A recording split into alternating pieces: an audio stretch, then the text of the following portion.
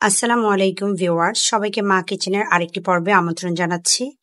Viewers, আজকের এই ঠান্ডা ঠান্ডা ওয়েদারে খুব চটপটা একটা রেসিপি নিয়ে চলে এসেছি। আমরা তো বিভিন্নভাবে পাকোড়া খেয়েছি, শুধু ডাল দিয়ে পাকোড়া খেয়েছি বা শুধু সবজি দিয়েও পাকোড়া খেয়েছি। আজকে আমি আপনাদের একটু মিক্স পাকোড়া করে দেখাবো, যেটা কিন্তু খুবই টেস্টি এবং খুব পুষ্টিকরও। চলুন তাহলে দেখে নিই কি কি লাগবে আর কিভাবে আমি এই পাকোড়াটা তৈরি করছি। এখানে আমি 1/2 কাপ পরিমাণ খেসারির ডাল আর 1/3 কাপ পরিমাণ মসুরের ডালকে ভালোভাবে ভিজিয়ে 3-4 ঘন্টার মতো ভিজিয়ে রেখেছি। এরপর এটাকে আমি ভাঙা ভাঙা করে নিয়েছি, পেঁয়াজের ডালের মতো ভাঙা করে নিয়েছি। এবার এর সাথে আমি একটা মিডিয়াম সাইজের আলু আর 2-3 পিস বরবটিকে আমি এভাবে করে কুচিয়ে নিয়েছি, দিয়ে দিচ্ছি এগুলো। আপনি চাইলে অন্য সবজিও নিতে পারেন, গাজর, বাঁধাকপি, যে কোনো ভেজিটেবলে নিতে পারেন পছন্দ অনুযায়ী। সাথে আমি দিয়ে দিব 1/2 চা চামচ পরিমাণ রসুন বাটা, 1/2 চা চামচ পরিমাণ আদা পেস্ট। এবার এর সাথে আমি অ্যাড করব মশলা।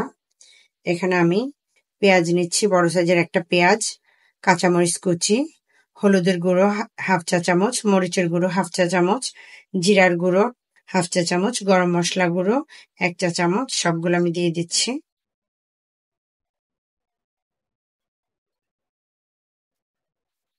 সাথে আমি দিব স্বাদ মতো লবণ। লবণটা আপনি স্বাদ মতো দিয়ে দিবেন। এবার এর সাথে আমি দিব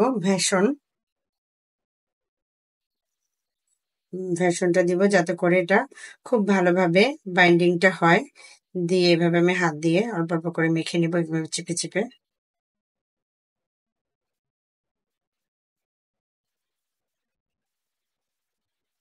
এর সাথে আমি দিয়ে দিব 1/2 চা চামচ পরিমাণ সয়া সস। এখানে আমি ডার্ক সয়া সসটা নিচ্ছি, আপনি চাইলে লাইটটাও নিতে পারেন। আর দিয়ে দিব আমি 1 চা চামচ পরিমাণ টমেটো সস। এই দুটো দেওয়ার চেষ্টা করবেন অবশ্যই, এতে করে কিন্তু আপনার পাকোড়ার টেস্টটা খুব ভালো আসবে।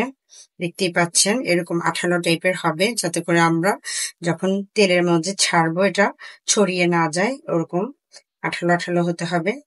দেখতেই পাচ্ছেন, দেখে বুঝে নেবেন। আমার গোলাটা মাখানো হয়ে গেছে। এবার চলুন ভাজার প্রসেসে চলে যাচ্ছি। এখানে আমি একটা ফ্রাই প্যানে তেল দিয়ে দিচ্ছি।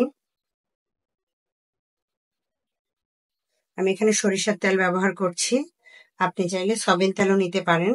আমার বাসায় সরিষার তেলটা বেশি খাওয়া হয়, যার কারণে আমি সরিষার তেলটাই নিয়েছি।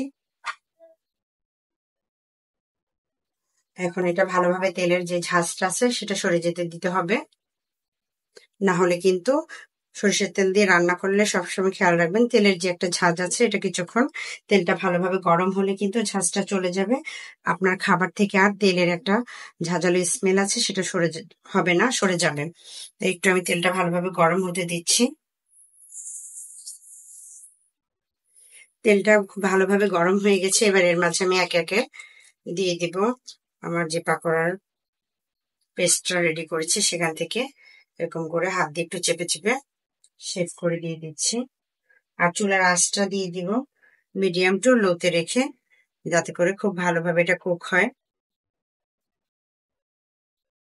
এভাবে আমি সবগুলো দিয়ে নিচ্ছি। আমি মোটামুটি একটা পর্ব দিয়ে দিয়েছি। এবার এটা ভাজা হয়ে গেলে একটা সাইড আমি উল্টে দিব, উল্টে দিয়ে দুইটা পাশ ভালোভাবে ভেজে নেব। দেখতেই পাচ্ছেন আমার পাকোড়াগুলো খুব সুন্দর কালার হয়ে ভাজা হয়ে গেছে দুইটা পাশে।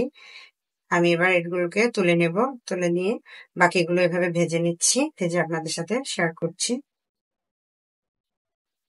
ভিউয়ার্স, তৈরি হয়ে গেল আমার মজাদার স্বাদের মিক্স পাকোড়া। আশা করি রেসিপিটি সবার ভালো লেগেছে। ভালো লাগলে বাসায় তৈরি করে আমাকে কমেন্ট বক্সে অবশ্যই জানাতে ভুলবেন না কেমন হয়েছে এই সুস্বাদু খাবারটি। আল্লাহ হাফেজ, সবাই ভালো থাকবেন।